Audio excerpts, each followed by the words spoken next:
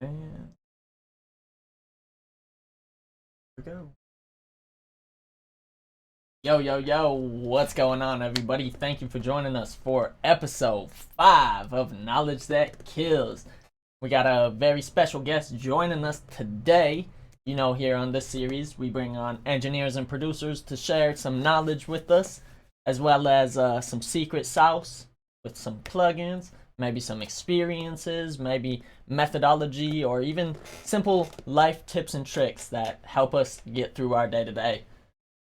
With no further ado, I'd like to bring our special guest on. I need a drum roll, please. Everybody give a round of applause. We got 5, 4, 3, 2, 1. Irko! What's What's up, buddy? going on, Kill Shot? I'm still doing the drum roll. How you doing today, man? Fantastic. Another day in paradise. Glad to see you. We usually hang out on Clubhouse where there's no visuals. This is fresh. Yeah, we in here. So You know it. today, we've got you on here, and I'd like to first say, we are very grateful to have you. You're you're one of the top mix engineers in the industry, been a top mix engineer, and you're doing really big things. The latest one, Donda for Kanye, but we're gonna get into that a little later. Could you start us off by taking us to the very beginning? What got you into wanting to engineer? Were you already a musician? Was it something you just kind of gravitated towards? Go into that for us, please. For sure. The very beginning takes place in Venice, Italy, where I was born and raised. The very beginning takes place in my dad's car, where I was messing around with the EQ, the balance, and all of that stuff, inevitably making him mad. The very big.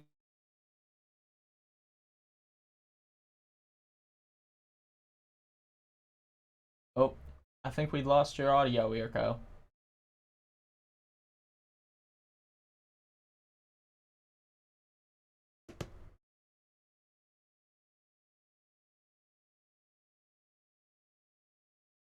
Hey, Irko, we can't hear you, buddy.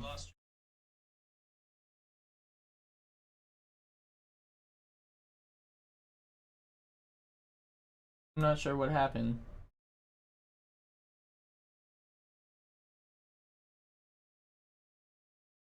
Do me a favor. Hang up and call me right back. I can't hear you. On my stream, I can hear myself talking right now.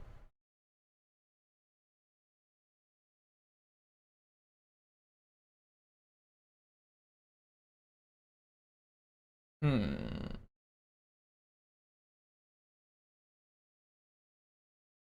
Did you accidentally mute your mic? No chance?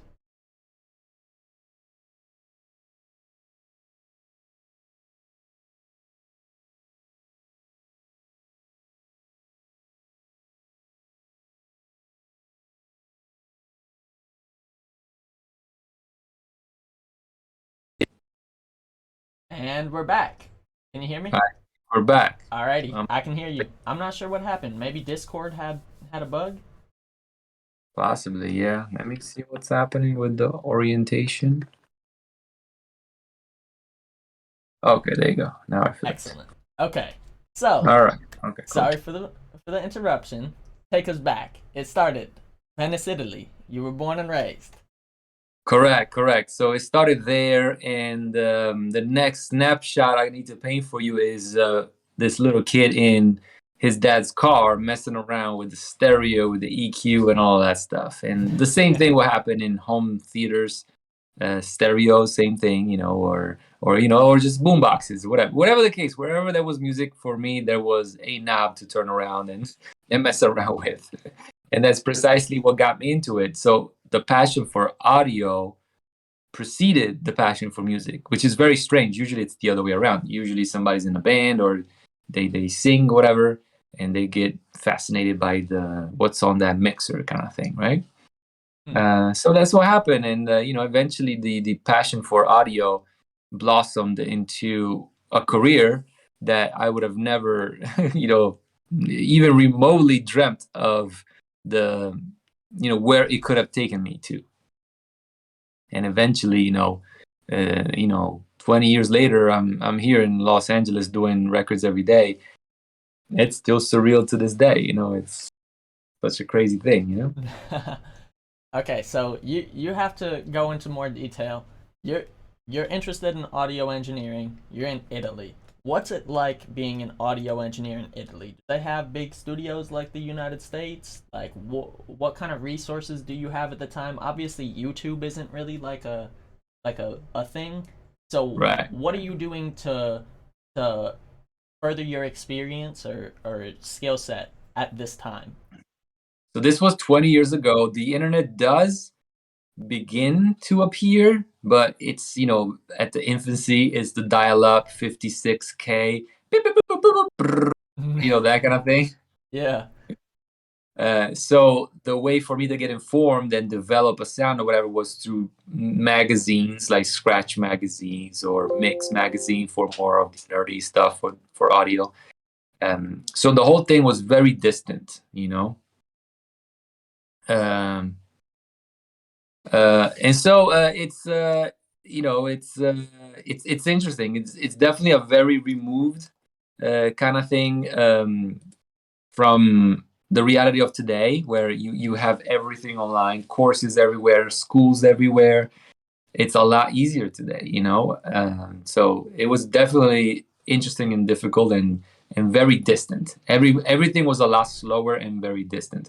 But I do remember reading, I think it was on Scratch magazine. I might not be right. I don't remember.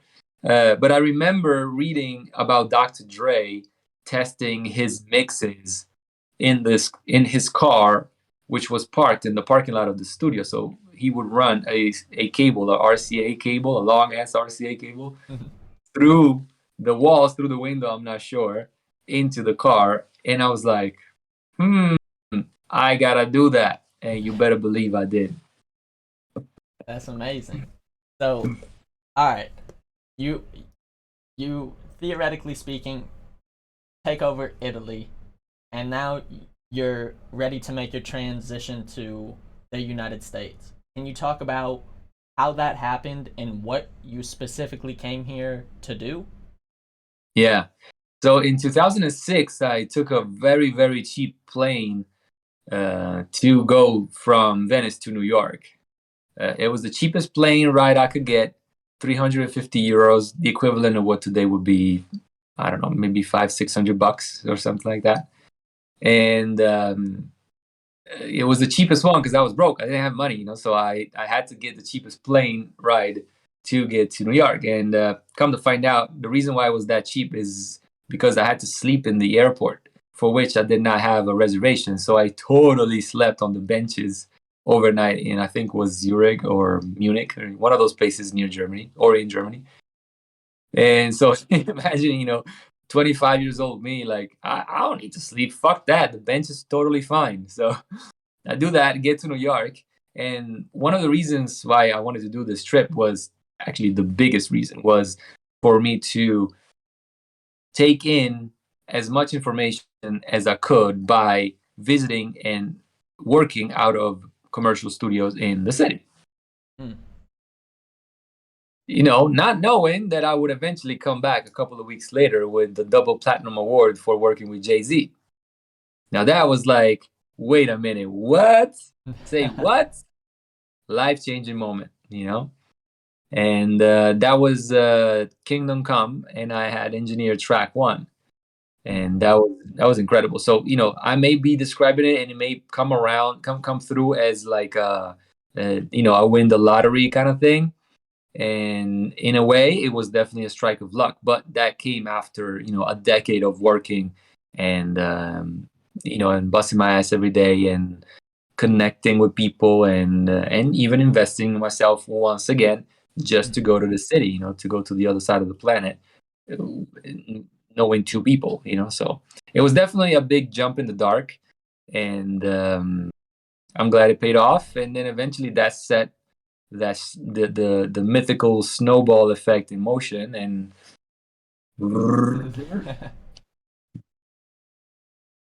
A million and a half credits later, and you're here today. correct, correct. Right. I would have never thought that could have happened, and yet it did. And a lot of dedication, a lot of no life for a decade, a lot of no hobbies for a decade, a lot of dollar in, dollar out. That so every dollar that would come in would go back into the music equipment, studio, travel, whatever the case. It was always going back into my audio business in the shape of investing in me, investing in the studio, investing in this and that. And so yeah, it's been crazy, but you can do it, and this is the land of opportunity. So America. I seen a quote on your website that said, "My life's work is perfecting sound to create sensational music, your music." And I just really resonated with that. And I mean, knowing you, I just get that energy so much, because you really like are just on a mission every day to get some new information or learn something or whatever that may entice. It is like amazing to see. Um, and I wanted to next move into, so you get a double platinum plaque working with Jay-Z, right? What does that actually do for you? Like, does it lock in a relationship with Jay-Z and now you're on his call list?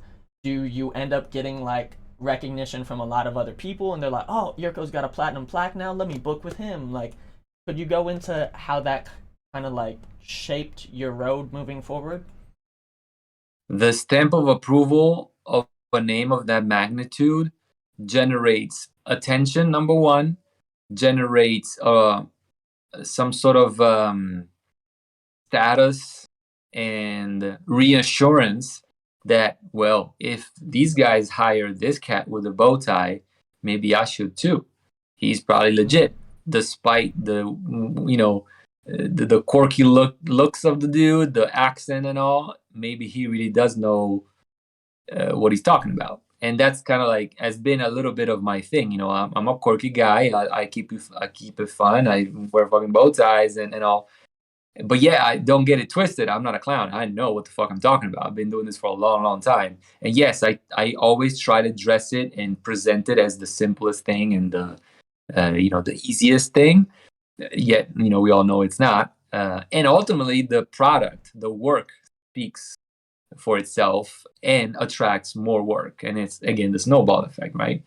But of course, once you have those kind of alliances and names, associations, I don't want to say the doors open easily because they never do, but it's a little bit easier than the day before you get that credit. And then, of course, once you go from one credit to two to four, four to eight, eight to 15, then, from 15 to 16, there's really no difference. Like, okay, we got it, but of course, this work spreads over decades, and it shows the longevity also of the business or the person. And this really applies to any kind of business. We could be talking, we could be saying all of these things I just said about a hairstylist or a videographer or somebody that designs houses. It's the same thing.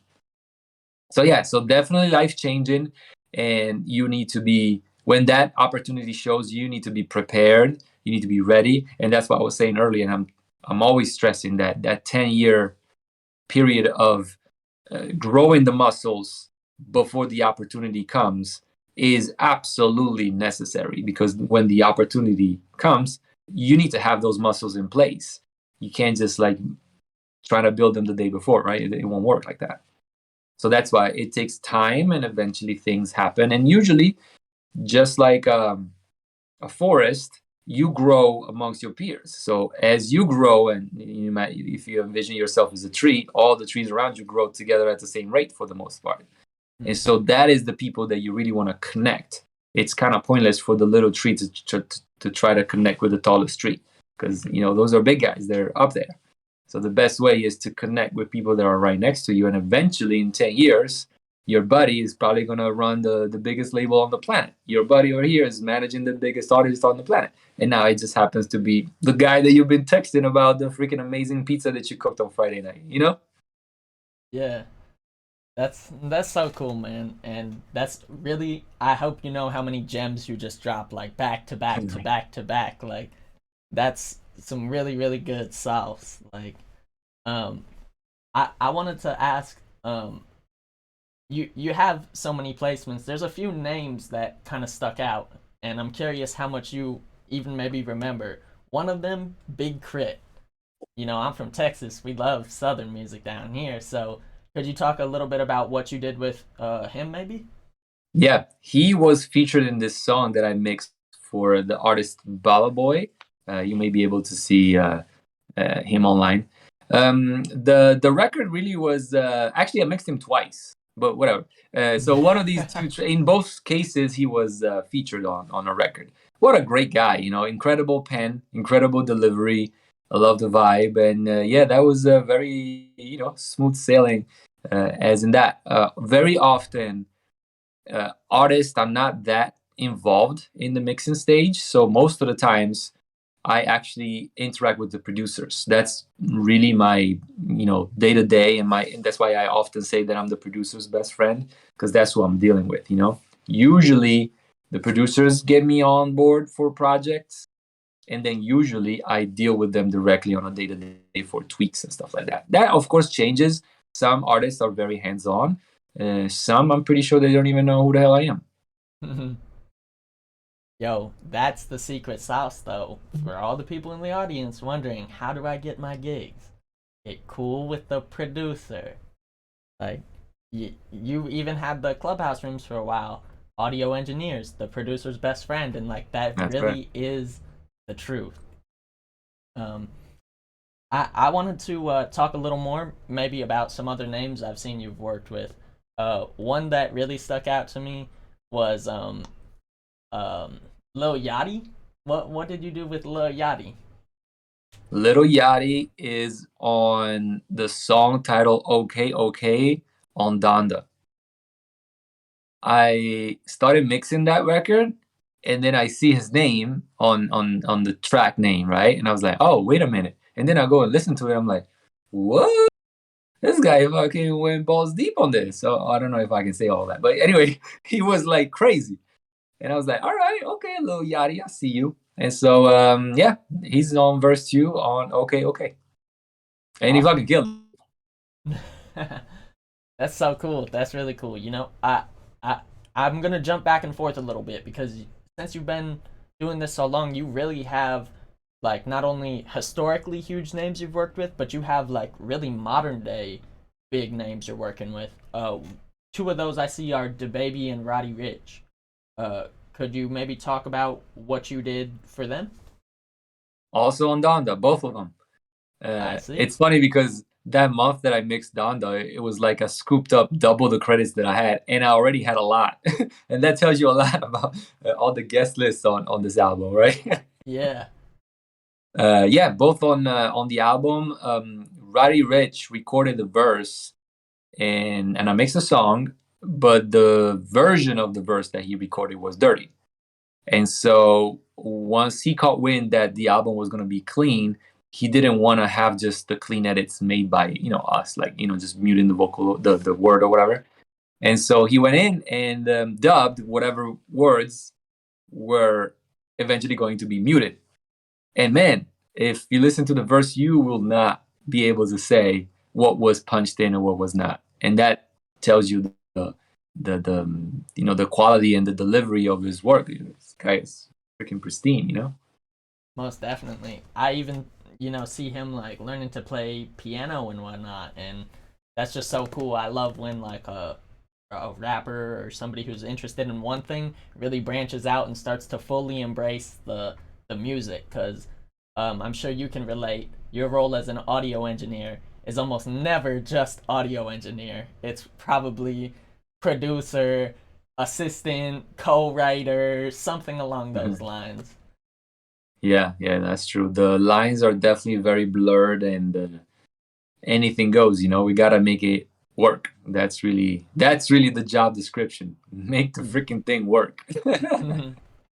um, one other person I wanted to talk about is this artist. He did this interview I seen. He said, "You can look me up on Google. My name's Pitbull, and I come up before the dog does." If you Google him, he really does show up before the dog does. I think that's Love it. so cool. Could you talk to us about how you got into mixing for him? That was a historical moment because the song that I mixed that featured him was the very last session that I did at Studio Beat 2. Mm. And that was definitely a historical moment because I did not know that was going to be the last session. And I filmed a documentary about it. So it was like, wait, what? So what happened was I was on vacation in Europe and I get a message from the producer saying, "Hey, I got a song with Pitbull. You want to mix it?" And I was like, "Sure, no problem." So in such a European style, I got on my mom's bike because I didn't have a car there. I was just visiting. I don't have a car there anymore. So I get on my mom's bike. Imagine like me on a woman's bike, like in between freaking fields and stuff, like just like, okay, yeah, I'm going to the studio mixing Pitbull, and I'm in Italy, and I might just stop by the old lady at the river and get a piece of cheese or something. Such a European moment. But yeah, no, so that's what happened. I go to the studio. So the documentary of me mixing that is still live on my YouTube, so you can actually go and look it up, and you can see how I did it and everything. It's been a minute now. I want to say it's maybe 8, maybe more years. It's been a long time. That's amazing. I hope everybody goes. And while we're talking about it, you said it's on YouTube. You also have some other series on YouTube specifically related to a project you're working on in the city of Los Angeles. You want to maybe talk a little bit about that? That's correct. That's correct. So although I'm not a YouTuber, my YouTube is definitely interesting for any audio nerd like ourselves. That's definitely a go-to to visit. Like I said, not for YouTube style content, but so I have basically 2 kinds of videos on there. Like one is the first one that I was just talking about, which is basically documentaries of my sessions, and you can see how I did that one song, that one project, that one band, that one time, in that one studio kind of thing. And so there's a bunch of them. But the latest series, that's the one that you were referring to, is the series about the construction of this new studio complex that I've been working on. And I actually just put out yesterday episode number 30. So there's a bunch of them. And because I've been building this place from ground up, I thought that it would have been a cool moment to capture the development and everything and show it to the world, and have you guys be part of this this journey.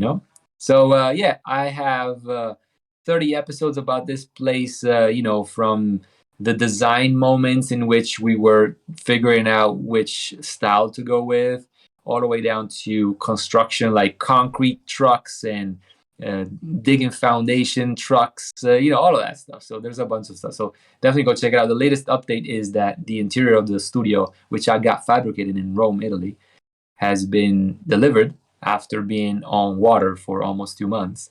And so yeah, definitely interesting. Go check it out if you get the chance. It's definitely a binge-worthy kind of series, popcorn and all.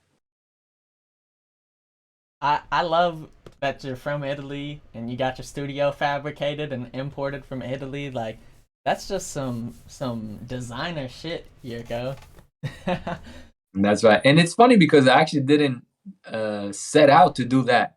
So the fact that these people designed it and made it in Italy, it's almost unrelated to the fact that I'm from there. I mean, obviously there's a connection, but it's not like I was like, oh, I'm going to get it done by my people over there. No, it just kind of happened that by evaluating different acoustician firms and fabricators, I was like, you know what, this is the best deal. And so that's what I did. That's awesome. Real quick, could you tell them how they could find your YouTube? That way. Oh yeah, sure. Just put Irko on YouTube. It'll pop right up. Ain't nobody named that anywhere. Awesome. Amazing. Well, I wanted to move into talking a little bit about mixing Donda.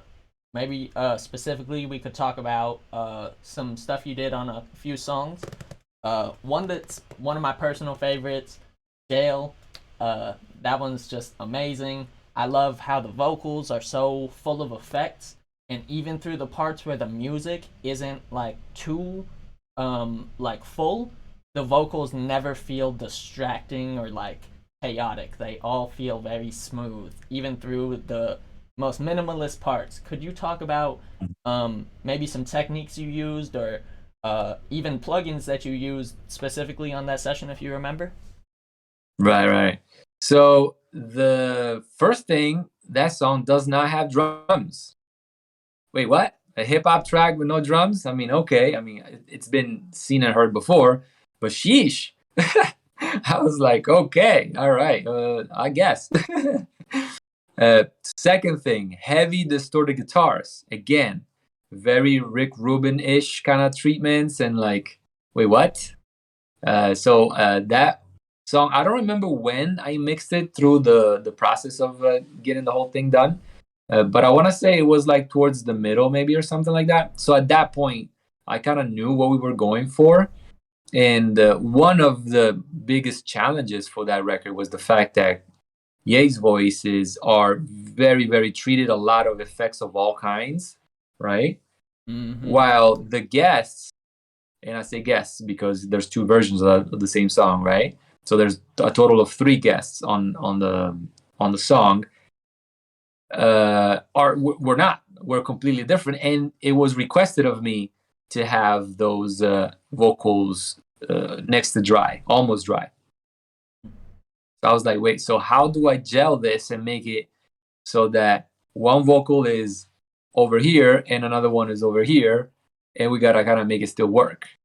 And so Right. that was interesting. That was like definitely a little bit of a challenge for sure. I think I got it. I mean, the Mm-hmm. cool thing about not having drums means that inherently the mix will be very loud, and so loud is always perceived as more bombastic and more impressive. So of course I had that on my side, but I was also kind of stuck with having every single element pretty much naked and presented to the audience up front. So there was little, three, depth, like the three dimensionality of it was challenges for that. So I come up with different things to do, whatever, whatever. I was like, okay, maybe I can do this, maybe I can do that, and eventually, if you listen to the song, like throughout the entire song, the steady guitars, the ones that are, um, not the rhythmic ones, but the other ones, those bounce back and forth between the left and the right. So there's this dance that's happening between those two leads, while the rhythmics, do do do do, those are steady stereo and they don't move, right?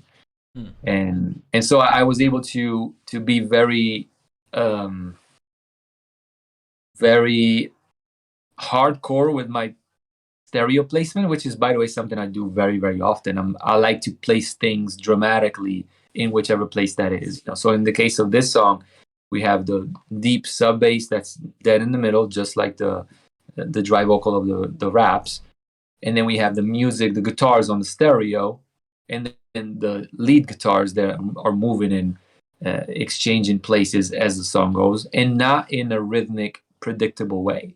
So that switch Mm. happens in different places, so it's not always the same.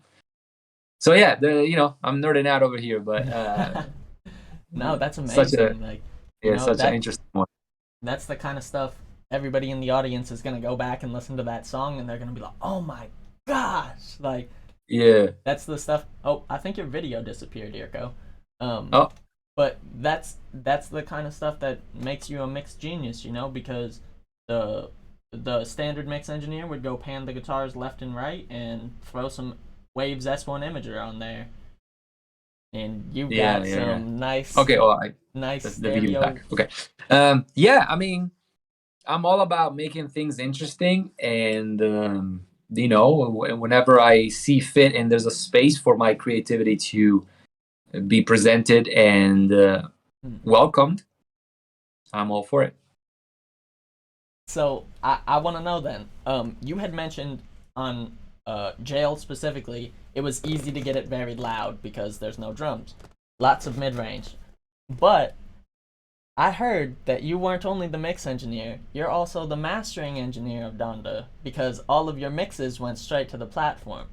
So I'm curious if you could maybe talk to us a little bit of how you dealt with problems related to loudness from a song like Jail to a song like Hurricane, because those are two very drastically different songs. True indeed. Yeah. So I once I was maybe 2/3 of the way in, I kind of had a different, like basically all of the landscapes that will be presented in the album. So there's some songs where there's no drums, no bass, or whatever, like almost Dark Side of the Moon ish kind of compositions, right? And then you have the more trappy things, the more like off the grids, and those kind of records where they knock hard and everything. So I needed to make sure that I was creating a cohesive experience, especially because the record is so long and there's so many different producers, so many different artists. That was probably the biggest challenge, was to make sure that I was generating something that would flow as much as possible, and that it was a presentation that made sense. Like I like to imagine my albums, which by the way is a little bit of my specialty to do albums. And so when I'm doing the albums, I like to think of them as movies, and each of the song is a different scene. So of course each scene is different from the next one, but there's gotta be like a continuity, not only from the actor's perspective, in our case the artist, but also in the color correction for the movie or the sound of the soundtrack, and which can be translated as the producers and the vibe, or how deep in the frequency range we go. Because my one of the things that I like the least is when an album sounds like a compilation. I don't want it to be the first top 10 songs on the charts. I need it to be a story that begins, develops, and ends, right? And so it's very important for me to follow up on that. And that being said, one of the best things to do, which the digital era definitely facilitated this to be a thing, is to be able to go and jump from song to song once the mixes do exist, and massage them into a place where they are compatible. A lot of that happens at the mix stage. Very little of my action actually happened on the mastering. My mastering is really just a little limiter that pushes up the mix a little bit, and that's really it. So my mastering is so minimal, but I can afford to have next to no mastering because I put so much effort on the mixing. So if there's no corrections to be made on a mix, what's really mastering? It's very little, next to nothing. Ideally, the master should sound just like the mix, maybe a little louder for sure, but that's really it. So that's my goal, and that's been like my approach on music production for a long, long time, which is record like there's no editing, edit like there's no mix, mix like there's no master. So by trying to do the current stage at the highest level so that the next stage does not require any treatment, then you see you're taking care of everything at the origin, and you're solving the problems at the best stage where you can solve the problems. When you're tuning vocals and you see there's a major disparity on the dynamics between this syllable and that syllable, well, shit, just fix it up. That is going to alleviate so much of the work for the compressor or compressors at the mix stage. And when you do that, you're facilitating the next person. In real estate, you say, you want to know who's the best drywaller, ask the paint guy, right? Because the paint guy is going to work on the drywall. And it's the same thing in music. If you can get each of the steps maximized to the best of the forms, then you're winning. By the time you get to the end, it's freaking done. I don't mean to interrupt you, but I'm gonna cue the sound effects.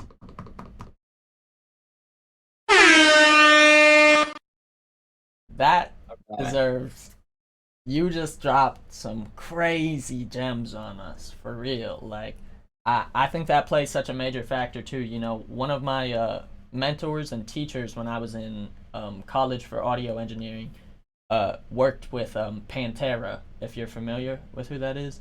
And Hmm. I asked him one day, like, how did you get the mix to sound like that? He's like, the mix? We ain't have Pro Tools. We recorded that shit on tape. That's the recordings. And Yeah. that really changed my whole approach and opened my mind to, like, well, if you get it sounding right from the start, there's less work to be done on the back end. And to hear you even confirm that and say that's still your process to today, you just uh, mixed an album that has over 100 million streams now, right? Well over 1 billion. Well over 1 billion. I'm tripping. Over a billion streams with a B. Y'all got to put some respect on that. That's crazy. Um, I had one more song I wanted to ask you about. This is another one of my favorites. Remote Control. Could you tell us a little bit about maybe some plugins and things you used? And I had one more question too that just came back. What limiter did you use on your masters? Fab Filter. Ah, yeah, the best limiter in the world. Yeah. Simple as that. And I don't even do that much on it. Like it's, a few dBs, Do you know what mode you use? Is it modern, transparent, dynamic?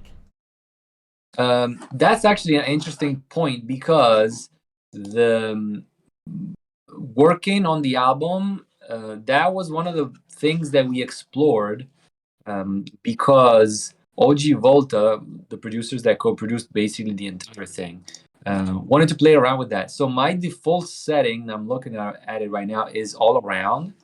But oftentimes we switched it to transparent. Hmm. I want to say like 75% sure of that. So we played around with it, but that's only because Volta specifically was interested in that, and in fact it worked. So I'm glad that he pointed that out and we tried it. It wasn't just like a dicking around kind of thing. It was like, okay, let's see if a different setting will yield different results. Hmm. And so some of the album has been done in different settings, but my typical one is the all around. Excellent. And last question related to that. What was the target LUFS or like one that you've seen consistently across the records? Okay, so when I mix, I try to make it as loud as possible before and stop before I reach the point at which after we are we're getting diminishing returns. So we're starting to get artifacts or like losing the impact or whatever. So I don't really have a number. However, like I said, when I was like maybe 2/3 of the way in, I started to recognizing this 8.3 LUFS that kept coming up in big songs. Not of course the ones without the drums and stuff like that. That's a little bit different. And I feel like the 8.3 or 8 something is a good point. Now this is of course the average, right? So I will hit substantially louder spots in some peaks of some points of the songs. Definitely going to be hotter than that, but also it's going to get a lot lower than that too. Mm. So I'm not one that shies away from loudness, but I'm also not that concerned about it. Now if I am say 3/4 into an album and I'm noticing that most of the songs are around 9 and I get one that's -12, I'm not gonna let that go. I'm gonna address it. So yeah. Oh, and about remote control. Interesting thing about that track. First of all, that the bounce of those drums is incredible. That is the wrongest, best placement of a hi-hat ever on the planet. Do you know what I'm talking about? That hi-hat that's like a little bit before. Yes. When I first heard it, I was like, man, 88 Keys did that. And I was like, oh man, you're so wrong for that one. Amazing. Cool thing about that record was that at first, I did not have access to the multi-tracks for the drums. So the drums were like a stereo and they were like kind of munched up. They were not, hitting. But, I had to rock out with what I had. And so I kind of try to make it work. And then, 88 Keys and I have been working for a long, long time, well over 15 years at this point. So he knows exactly what I do. And I know exactly what he usually delivers to me. This was not it. I'm talking about the technical files, not the production quality. That was amazing. And so what happened is he eventually, like maybe a week after I had the mix dialed in, he finally was able to find the stems, the proper stems. I don't know. He's been like probably fishing for like 2 or 3 days to get the right files for me, and then he finally got it. And I was like, yes. So I went to town on it, and if you listen to that, especially the kick drum has a very very happy sub underneath, and everything else. Dude, that's yeah, I love that. That's amazing. I'm one to make some happy subs too, so that's part of the reason that's my favorite song. I got a system in my car. I love subs.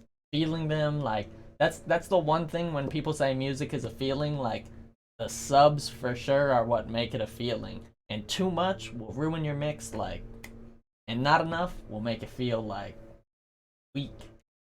So, um I, Absolutely. And it's that fine line, and that's kind of like salt in cooking. You mm, need salt, and you got to have the right amount and maybe just a little bit too much.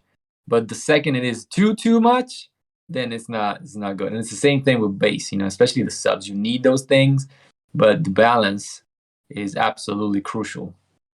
And also it's the most difficult thing to achieve, by the way. That together with the level of vocals, probably those are the two most difficult things in any mix.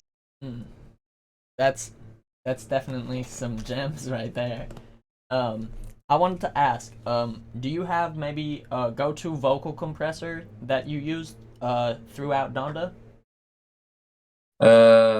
I can answer that, and that will be the answer of my favorite vocal compressor throughout my career, which is the 1176 for sure. I've been rocking out with the 1176's silver face specifically for 20 years. I use that on everything, and of course you will find it in Donda's mixes all up and down everywhere. Excellent. How about one reverb plugin that's a go-to for you? I spent a long time on Lexicon 480s, and so when I switched over to the box, I recreated my analog workflow on the computer, and that was one of the first things. And so I use the 480 on religiously. I want to say that, and also other Lexicon, the bundles. So basically You the know, rooms, the plates. you just brought up something very interesting. You said I use my analog mix techniques in the box. You're probably one of a handful of engineers that could actually go sit in front of an SSL and do an analog mix on something. So, could you talk about maybe over the years how your process has adapted to stay relevant? Because I'm sure as a new DAW, as a new plugin, as new anything comes out, there's a new technique to be learned. 100%. So in the very beginning, I mirrored whatever I was doing on the consoles on Pro Tools, including the limitations of it. So, moderate sized studios, you may have two 1176s, two distressors, and, twos of most of things, right? And even though I didn't have to, I recreated that limitation on Pro Tools. And once I was able to generate a similar product by respecting those limitations on the digital platform, I was like, okay, now I can kind of like replicate the same kind of work that I do on the console in the box. But the box, of course, offers so many advantages. By starting with the disadvantage of not having that, the better kind of activity of the meters slamming. You don't have that. But on the other hand of that, you do have infinite amount of plugins. So when I'm working in a real studio, I have X amount of 1176s available to me. So it's 1, 2, 7 if I'm very in a very expensive room. But in the box, I can have unlimited. So of course, that opened up so many things that I could now do that before I couldn't. And same thing goes with automations, busing, monitoring, so many other things. So by starting with recreating the carbon copy of my workflow in the real world, I established, a base or a frame of reference. Okay, now here I'm starting with the digital version of what I do in the real world. Okay, now how can I expand on that? And so that's when, my extremely elaborate routing system that I use was developed, and I still use it today. And then, of course, that applied to a bunch of other things. And then as plugins manufacturers became better and started developing different things that were not the mere reflection of real pieces, but things that were just not existent, then I put the best of both worlds. And nowadays, I use anything from a fab filter limiter, like we were talking, which is not a analog modeled unit, but I also use the 480, which is I was gonna say analog. It's not the analog, but like a real unit that's been morphed into a plugin on the computer. And so nowadays it's like whatever goes doesn't really matter to me as long as it's bringing quality and advantages to the mixes. And of course, having dealing with younger guys like yourself that are always hip to the newness and the new plugin and the new things. How many times have you told me, "Hey, have you tried that new plugin?" Right?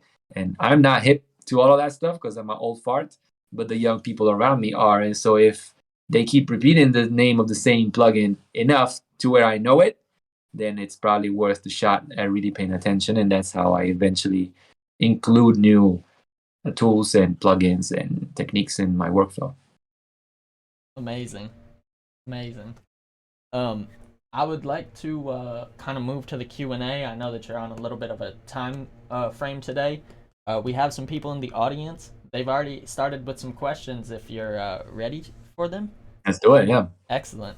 The first question is, let me go back real quick because some people, Definga says, "What's up?" Hey, my man. Lucid Production says, "Is that a MIDI bow tie? LOL."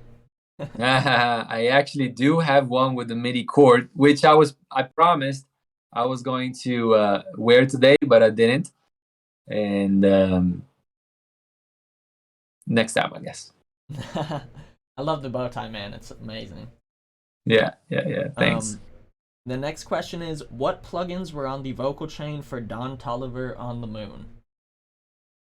Oh man, I don't remember off top, but most likely I have probably used the tube-like compressor for slow but constant compression, and then maybe the 1176, as I was mentioning, I use it all the time. So yeah, I don't remember off top. To me, I don't have a set thing that I do to the vocals. I look at what the signal is in that track and see how I can improve it, So that's why I also don't retain the information of what I did on there, because it's like, okay, I did whatever I saw fit. But chances are it's probably like a slower kind of compression together with some limiting at the end. That's definitely a similar approach I take as well. Like a leveling compressor and then like a vibey compressor for the color. I have another question. How is it mixing vocals recorded on an iPhone? It's not the best, but we'll do what we do. We gotta make it work with what we got. So it's not the best. Could you tell us maybe like, was there a lot of Sooth 2 used on something like that? Did you have problems with resonant frequencies? Can you compress an iPhone recording a lot, or? Most of the times the recordings that come from iPhone are already super compressed. I probably would again take a look at the waveform and see what's up. I know that my phone has a extreme bump at maybe 10K or something when I'm doing voice notes, which works really well for voice notes. But if I was to put that kind of thing in a record, I would be probably like looking at, try to contain those frequencies, a little bit. Okay, dope. Let's see. Was Irko locked in the Mercedes-Benz Stadium to mix Donda, or could he mix that wherever he wanted? I was at the stadium for the first week or so. Then after that, I spent about 3 or 4 days in a studio in Atlanta, and then the rest I finished here in LA. Amazing. And that goes. Maybe you could talk to us a little. I know you reference your mixes a lot in the car and probably various other places, but how does referencing play a factor in consistency and quality of your mixes? Crucial, absolutely crucial. I do my tests. Once the mix exists and it's sounding like a mix in a studio, I will use these little guys, flat, old school, OG earbuds, and then the exact opposite of that, which is big noise cancellation headphones. And then same I do in the studio between NS10s, Augsburgers, and other speakers. I have the extreme opposite of the spectrum of what speakers, just like headphones, would be, right? And then of course the car. The car is the queen of all the tests, and I always use the same car. It's an old BMW that has a great system in it, though. And so yeah, very important, very important. Awesome. Um, our next question is on Donda. Was there any saturation on the mixes?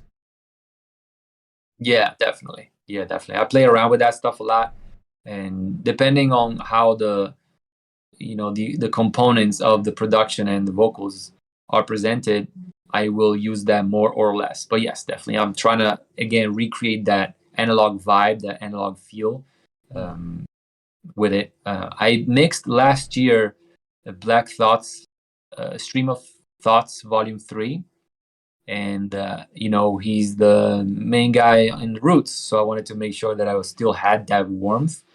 And if you listen to that album, which I've done entirely from top to bottom, it's so many people hit me up about what console I used on it because they couldn't believe that that was digital.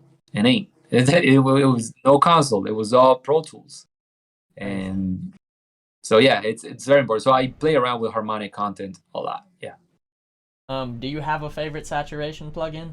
Is it Black Uh, Box? Is it Saturn 2? Is it Abbey Roads from Waves? yeah, I use all of those. In addition to URS, I use the Decapitator.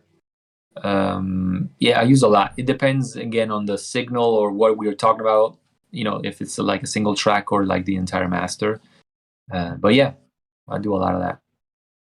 Amazing. Um, for something like Donda, to make sure it is what is it was going to translate, he said, did you car test it, headphone test it, and other methods? I think we answered that one. Yeah, definitely all tests possible. Yeah. There's a question. What's your favorite reverb plugin? The 480 will be it, or From actually the UA, entire. No, the Lexicon. but from Universal Audio, like their No, emulation? no. So Lexicon has a bundle where it has all the Oh, different units, and I actually use. Let me look at the brand name because I don't remember off top. Um,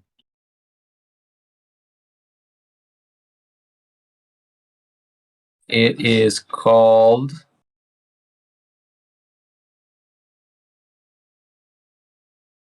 See, that's why I don't know the name because there's no name on it. Hold on, what is it?